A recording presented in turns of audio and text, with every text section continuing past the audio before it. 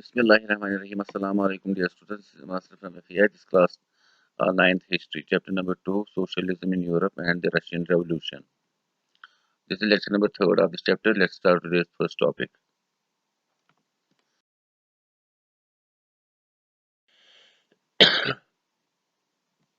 Our today's first topic is the February Revolution in Petrograd. तो आप सबको पता ही है कि पेट्रोग्रेड जो है वो कैपिटल थी पहले रशिया की। इससे पहले इसका नाम था सेंट पीटर्सबर्ग, लेकिन फर्स्ट वर्ल्ड वार के दौरान जो हम कह सकते हैं दुश्मनी बढ़ गई थी जर्मनी के साथ, उसके बाद इस जर्मन रिलेटेड नाम सेंट पीटर्सबर्ग को चेंज करके उस शहर का नाम रखा गया पेट्रोग्रेड। तो वहाँ पे अगर हम बात करें, जो सिटी थी वो डिवाइड थी दो हिस्सों में। एक्चुअली में इस पेट्रोग्रेड सिटी के बीच में एक रिवर बहता है जिसका नाम है रिवर नीवा। तो उसके राइट बैंक में वर्कर्स क्वार्टर्स और फैक्ट्रीज वगैरह लोकेट थी। तो ये इससे आपको पता चलेगा कि राइट बैंक के साइड में सिर्फ फैक्ट्रीज थी और साथ में वो क्वार्टर्स जहाँ पे वर्कर्स वगैरह रहते थे। और जो लेफ्ट बैंक था वहाँ पे फैशनेबल एरियाज था, विंटर पैलेस, ऑफिशियल बिल्डिंग्स वगैरह या ड्यूमा वगैरह, सब कुछ लेफ्ट बैंक के साइड में था। इसके अलावा अगर हम बात करें फरवरी 1917 में काफ़ी ज़्यादा फूड शॉर्टेज वहाँ पे देखने को मिली, जो वर्कर्स क्वार्टर्स खास तौर पे थे, क्योंकि आप सबको पता है 1917 के दौरान भी फर्स्ट वर्ल्ड वार चल रहा था। ज़्यादा से ज़्यादा फूड सप्लाई उस वक्त आर्मी को की जा रही थी। और दूसरी तरफ अगर हम देखें उस वक्त विंटर का सीजन था, तो विंटर में काफ़ी ज़्यादा सर्दी थी वहाँ पे, जिसकी वजह से हम कह सकते हैं कि जो टेम्परेचर है -20s के आसपास चला जाता है। उसके बाद अगर हम बात करें 22 ऑफ फरवरी को एक फैक्ट्री में लॉकडाउन होता है, क्योंकि वहाँ पे जो वर्कर्स वगैरह थे उनकी वर्किंग कंडीशंस ठीक नहीं थी और उसके साथ साथ उनके पास खाने के लिए भी कुछ नहीं था।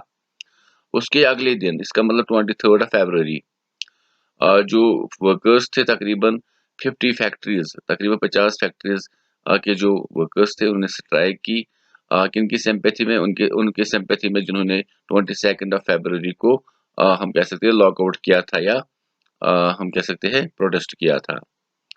इसके बाद वुमेन्स ने भी इसको ज्वाइन किया।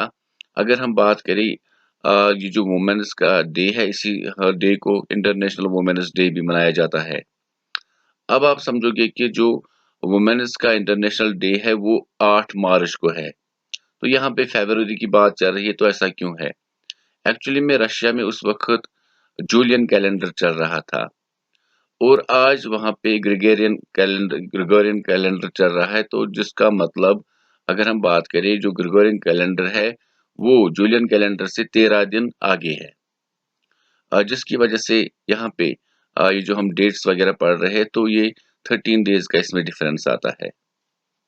उसके बाद हमने क्या देखा कि जो डिमॉन्स्ट्रेशंस वगैरह थे इन वर्कर्स की, इन्होंने फिर राइट राइट बैंक में, सॉरी जो राइट बैंक था वहाँ पे ये डिमॉन्स्ट्रेशन तो कर रहे थे। उसके बाद जो फैशनेबल सेक्शन था लेफ्ट साइड में, रिवर नीवा के साइड में, तो वहाँ पे वो एंटर होते हैं। उसकी वजह से वहाँ पे फिर काफ़ी ज़्यादा जगहों पे हम कह सकते हैं स्ट्राइक्स वगैरह होती है, प्रोटेस्ट्स वगैरह होते हैं। तो अगर हम देखें इस वक्त कोई पॉलिटिकल पार्टी वगैरह वहाँ पे एक्टिवली ऑर्गेनाइज नहीं थी फैशनेबल सेक्शन में। तो वहाँ पे इन लोगों ने क्या किया, इन्होंने वहाँ पे जब हंगामा किया, इन्होंने जब जो ऑफिशियल बिल्डिंग्स वगैरह थी उनको घेरा, उसकी वजह से जो वहाँ की गवर्नमेंट थी तो उन्होंने ट्रूप्स को वहाँ पे तैनात किया कि इन पर लाठी चार्ज वगैरह किया जाए। तो एक दिन ये फॉर एग्जांपल प्रोटेस्ट खत्म करते थे तो दूसरे दिन वापस आते थे। तो इसी तरह अगर हम बात करें 25th 26th 27th फेब को ये वापस आते थे। उसके बाद अगर हमने देखा कि पुलिस हेडक्वार्टर वगैरह को डिमोलिश किया गया और लोग जो है वो सड़कों पर उतर आए, जिसकी वजह से बहुत सारे स्लोगन्स वगैरह दी जाती थी वहाँ पे, खास तौर पे bread wages and better hours and democracy, इस तरह की स्लोगन्स लोग देने लगे, इस तरह की डिमांड्स वो गवर्नमेंट के सामने रखने लगे। उसके बाद अगर हम बात करें जो कैवलरी थी, कैवलरी वो होती है जिसमें जो फौज होती है वो घुड़सवार पर जाते हैं, तो उनको वहाँ पे कहा गया कि आप शूट करो जो भी प्रोटेस्टर्स वगैरह सामने आते हैं। तो उसके बाद जो ये सोल्जर्स वगैरह थे इन्होंने हम कह सकते हैं शूट करने से इनकार किया। उसके बाद सोल्जर्स और वर्कर्स ने मिलकर सोवियत बनाए। सोवियत का मतलब होता है काउंसिल। इस तरह की हम कह सकते हैं पॉलिटिकल ऑर्गेनाइजेशन उन्होंने बनाई। और उसके बाद ये सारे लोग ड्यूमा में मिले, जो कि वहाँ का पार्लियामेंट था। तो इसको इन्होंने नाम दिया पेट्रोग्रेड सोवियत, क्योंकि ये पेट्रोग्रेड सिटी में ही ये ऑर्गेनाइजेशन बनी थी, इसलिए इसका नाम पेट्रोग्रेड सोवियत रखा गया। और उसके बाद जो Soviet leaders and Duma leaders थे, उन्होंने प्रोविजनल गवर्नमेंट बनाई। एक्चुअली में यहाँ पे मसला ये हुआ कि जो आर्मी के ऑफिसर्स वगैरह थे वो किंग के पास चले गए, जो जार निकोलस सेकंड थे, और उनको कहा कि अगर आप अपने पावर्स अब भी नहीं देंगे तो यहाँ पे और भी ज़्यादा खराबी हो सकती है, क्योंकि फर्स्ट वर्ल्ड वॉर में पहले ही रशिया काफ़ी ज़्यादा हम कह सकते हैं परेशानियों में गिरा है, काफ़ी मिजरेबल कंडीशन है लोगों की भी, इसलिए आपको पावर्स देने पड़ेंगे। तो इस तरह से सेकंड मार्च जो 1917 है, उसमें किंग अपने पावर्स देता है। इस तरह से जो मोनार्ची है उसका खात्मा होता है, इस और प्रोविजनल गवर्नमेंट वहाँ पे रूल करने लगती है, जिसको वहाँ पे यूनिवर्सल सफरेज, एडल्ट सफरेज के तौर पे वहाँ पे इलेक्ट किया जाता है। प्रोविजनल गवर्नमेंट वो होती है जो जल्दबाजी में या इमरजेंसी में गवर्नमेंट बनाई जाती है। तो उसके बाद क्या हुआ फरवरी रेवोल्यूशन के बाद, आइए देखते हैं। तो ये जो प्रोविजनल गवर्नमेंट बनाई गई थी, इसके जो हम कह सकते हैं इसमें जो इन्फ्लुएंशियल पर्सन रहे, army officials, land owners, industrialist, इसका मतलब ये सारे लोग जो थे ये मिडिल क्लास या अमीर घरानों के लोग थे, जिन्होंने प्रोविजनल गवर्नमेंट पे कंट्रोल हासिल किया। लेकिन दूसरी तरफ लिबरल सोशलिस्ट वगैरह जो थे, वो चाहते थे इलेक्टेड गवर्नमेंट को हम चुने। तो उसके बाद अगर हम देखें, काफ़ी ज़्यादा रेस्ट्रिक्शंस पब्लिक मीटिंग्स पे लगाई गई, एसोसिएशंस वगैरह को रिमूव किया गया। तो ये प्रोविजनल गवर्नमेंट अगर हम बात करें, पहले वर्कर्स ने ये प्रोविजनल गवर्नमेंट बनाई थी आर्मी के साथ मिलकर, लेकिन इसमें इन्फ्लुएंशियल पर्सन्स ही टॉप पोजीशंस पे रहे। जिसके बाद उन्होंने वही चीज़ें की जो मोनार्ची के अंडर में होती थी, पब्लिक मीटिंग्स पर बैन करना, एसोसिएशंस वगैरह को ख़त्म करना। उसके बाद अप्रैल 1917 में जो बोल्शेविक लीडर थे व्लादिमीर लेनिन, वो वापस आते हैं एक्साइल से, क्योंकि उन्हें अपनी कंट्री से निकाला गया था। लेकिन व्लादिमीर लेनिन ने पहले से ही रशिया को कहा था कि हम फर्स्ट वर्ल्ड वॉर में शिरकत नहीं करेंगे, लेकिन उनकी बात किसी ने नहीं मानी। तो वापस आने के बाद उन्होंने अप्रैल में अप्रैल थीसिस दी, जिसमें उनकी डिमांड थी कि जो फर्स्ट वर्ल्ड वॉर है उसमें से हम वापसी करें, या हम कह सकते हैं उस वार को हम एंड करें यहीं पर। जो लैंड है जो नोबल्स वगैरह के पास है, चर्च के पास है, उसको हम डिस्ट्रीब्यूट करें अमंग पीजेंट्स, और इसके अलावा बैंक्स या जो इंडस्ट्रीज है इनको नेशनलाइज करें, इनको गवर्नमेंट के कंट्रोल में लाए। तो ये पहले से ही प्राइवेटाइजेशन के खिलाफ थे। उसके बाद इन्होंने मतलब यहाँ पे पॉइंट बताया कि हम बोल्शेविक पार्टी का चेंज नाम करेंगे और इसका नाम रखेंगे कम्युनिस्ट पार्टी। तो वर्कर्स काफ़ी हद तक हम कह सकते हैं इनका साथ देते गए, लेकिन बोल्शेविक पार्टी के जो अपने मेंबर्स थे, वो व्लादिमीर लेनिन से इस बार इत्तेफाक नहीं करते थे, क्योंकि उनका मानना था हमें फ़िलहाल प्रोविज़नल गवर्नमेंट को सपोर्ट करना था। लेकिन उसके बाद अगर हम बात करें जो प्रोविज़नल गवर्नमेंट थी, उन्हें जब लगा कि बोल्शेविक्स हमारे लिए खतरा है, तो उन्होंने इनके खिलाफ स्टर्न एक्शन लेना शुरू किया।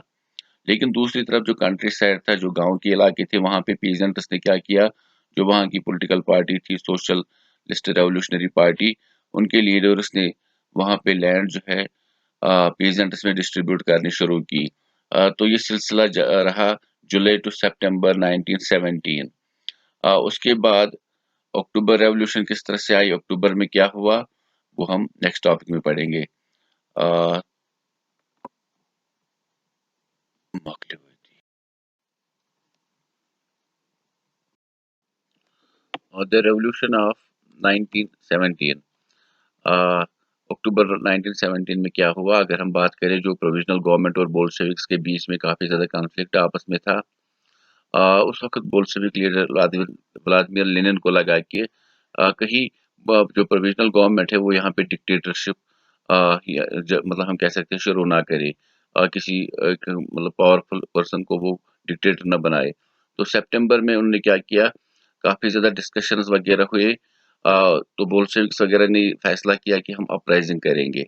हम प्रोविजनल गवर्नमेंट को ख़त्म करके खुद यहाँ पे कंट्रोल हासिल करेंगे। उसके लिए अक्टूबर 16 1917 में जो लेनिन थे उन्होंने श्वेत पेट्रोग्रेड श्वेत और उसके अलावा जो हम कह सकते हैं बोल्शेविक पार्टी के जो बाकी मेंबर्स थे उनके साथ मिलकर मिलिट्री रेवोल्यूशनरी कमेटी बनाई, जिसका हेड उन्होंने रखा लियोन ट्रॉट्स्की को, और उसका डेट उन्होंने सीक्रेट रखा कि हम कब अटैक करेंगे। लेकिन दूसरी तरफ अगर हम देखें, जो प्राइम मिनिस्टर प्रोविजनल गवर्नमेंट का था जिसका नाम था केरेंस्की, उसे लगा कि शायद कुछ यहाँ पे दाल में कुछ काला है, शायद बोल्शेविक्स यहाँ पे कुछ ना कुछ गड़बड़ करने वाले हैं। तो उन्होंने फौज को जमा किया और बहुत सारी जगहों पे उन्होंने छापे वगैरह पड़वाए, जिसमें एक बिल्डिंग में 2 बोल्शेविक पेपर्स को सीज कर लिया गया। और जो ये प्रो गवर्नमेंट ट्रूप्स थे, प्रो गवर्नमेंट का मतलब जो प्रोविजनल गवर्नमेंट को सपोर्ट करते थे, तो उन्होंने क्या किया, उन्होंने कंट्रोल हासिल किया टेलीफोन टेलीग्राफ ऑफिसेज वगैरह में, और इसके अलावा विंटर पैलेस को भी अपने कंट्रोल में कर लिया। लेकिन उसके बाद ये जो मिलिट्री रेवोल्यूशनरी कमेटी थी जो कि बोल्शेविक्स ने बनाई थी, उन्होंने क्या किया, तकरीबन तकरीबन 24 अक्टूबर के शाम को एक शिप जो वहाँ पे रिवर नीवा था उसमें से आगे बढ़ रहा था, जिसका नाम था शिप अरोरा, जिसने विंटर पैलेस पे शेलिंग शुरू की। उसके बाद और भी छोटे-छोटे वेसल्स वगैरह जो थे, छोटे-छोटे समुद्री जहाज वगैरह जो रिवर नीवा में एंटर होके आगे बढ़ रहे थे, उन्होंने भी बहुत सारे मिलिट्री पॉइंट्स पर कंट्रोल हासिल किया। उसके बाद धीरे-धीरे इन्होंने ड्यूमा पर भी कंट्रोल हासिल किया और वहाँ के मेंबर्स को अपने कंट्रोल में कर लिया। इसी तरह से बोल्शेविक के जो हम कह सकते हैं सपोर्टर्स वगैरह थे, उन्होंने और भी शहरों में इस तरह की अपराइजिंग की, जिसकी वजह से दिसंबर 1917 तक बोल्शेविक और मॉस्को, या हम कह सकते हैं पेट्रोग्रेड मॉस्को इलाके बोल्शेविक्स के कंट्रोल में आ गए थे। उसके बाद व्हाट चेंज्ड आफ्टर अक्टूबर, अक्टूबर के बाद क्या हुआ? जैसा कि आप सबको मैंने पहले ही बता दिया है कि जो बोल्शेविक्स थे वो सोशलिज्म को मानते थे। उनके हिसाब से इंडस्ट्रीज बैंक्स वगैरह जो है वो गवर्नमेंट के कंट्रोल में होने चाहिए। तो इन्होंने 19 नवंबर 1917 में ऐसा ही किया, इंडस्ट्रीज एंड बैंक्स को इन्होंने नेशनलाइज किया। और इसके अलावा हम कह सकते हैं कि प्राइवेट प्रॉपर्टी को ये पूरी तरह से नेग्लेक्ट कर रहे थे, प्राइवेट ओनरशिप को ये मानने से इनकार करते थे। उसके बाद इन्होंने क्या किया, अगर हम बात करें गाँव में, इन्होंने कहा कि जो लैंड है वो सोशल प्रॉपर्टी है, इसलिए जो पीजेंट्स है उनको हम अलाउ करते हैं कि वो आपस में जो नोबिलिटी के पास ज़मीन है वो आपस में डिस्ट्रीब्यूट करे। इसी तरह से सिटीज़ में जो बड़े-बड़े मकान वगैरह थे, हाउसेस थे, उनको पार्टीशन किया गया। अलग-अलग फैमिलीज़ को वो उनके रिक्वायरमेंट्स के हिसाब से उनके मतलब हम कह सकते हैं अंडर डिस्ट्रीब्यूट किया गया। और इसके अलावा एरिस्टोक्रेट टाइटल्स वगैरह को बैन किया गया। नई-नई यूनिफ़ॉर्म्स के नए-नए डिज़ाइन्स बनाए गए आर्मी ऑफ़िशियल्स के लिए। इसके अलावा नया आर्किटेक्चर जो है वो सामने आया। उस तरह की बिल्डिंग्स वगैरह बनाने लगे। इसके अलावा बोल्शेविक पार्टी को जो है नाम वो चेंज कर लिया गया, इसका नाम रखा गया रशियन कम्युनिस्ट पार्टी। उसके बाद नवंबर 1917 में जो बोल्शेविक्स थे उन्होंने कॉन्स्टिट्यूएंट असेंबली के लिए इलेक्शंस वहाँ पे शुरू किए। लेकिन उसमें उनको मेजॉरिटी सपोर्ट नहीं मिला। उसके बाद जनवरी 1918 में जो असेंबली थी, क्योंकि बोल्शेविक्स को उसमें मेजॉरिटी नहीं मिली थी, तो उन्होंने बोल्शेविक मेजर्स को मानने से इनकार किया। तो जो लेनिन बोल्शेविक्स के लीडर थे उसने असेंबली को ही डिसमिस किया। उसने कहा कि जो all Russian Congress of Soviet से ये जो पार्लियामेंट है, ये ज़्यादा डेमोक्रेटिक है, जो कि प्रोविजनल गवर्नमेंट इससे पहले बनी थी। इसलिए जो ये डेमोक्रेटिक सेटअप है हमें इसको ख़त्म करना है। तो मार्च 1918 में अपोजिशन के बावजूद जो बोल्शेविक पार्टी थी उन्होंने बाकी पार्टीज को हम कह सकते हैं ख़त्म किया। इसके अलावा जो एक ट्रीटी थी जर्मनी के साथ जिसका नाम था ब्रेस्ट लिटोस्क, जो एक ट्रीटी हुई थी उसके तहत इन्होंने फर्स्ट वर्ल्ड वार से हम कह सकते हैं संन्यास ले लिया। इन्होंने उस जंग में फर्दर शिरकत करने से इनकार कर दिया। उसके बाद इन्होंने काफ़ी ज़्यादा अलग-अलग किस्म की फ़ौज वगैरह या हम सीक्रेट पुलिस वगैरह कह सकते हैं, चीका वगैरह बनाई, जिसमें ओजीपीयू, एनकेवीडी वगैरह इन्होंने बनाए। कोई भी इंसान जो सोशलिस्ट्स के खिलाफ या बोल्शेविक पार्टी के खिलाफ बोलता था, तो उसको वो गिरफ्तार करते थे।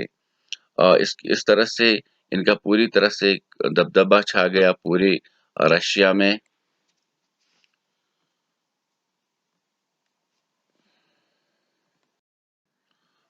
बहुत सारे यंग राइटर्स वगैरह जो थे, उन्होंने भी इनका सपोर्ट करना शुरू किया, क्योंकि बोल्शेविक चेंज चाहते थे।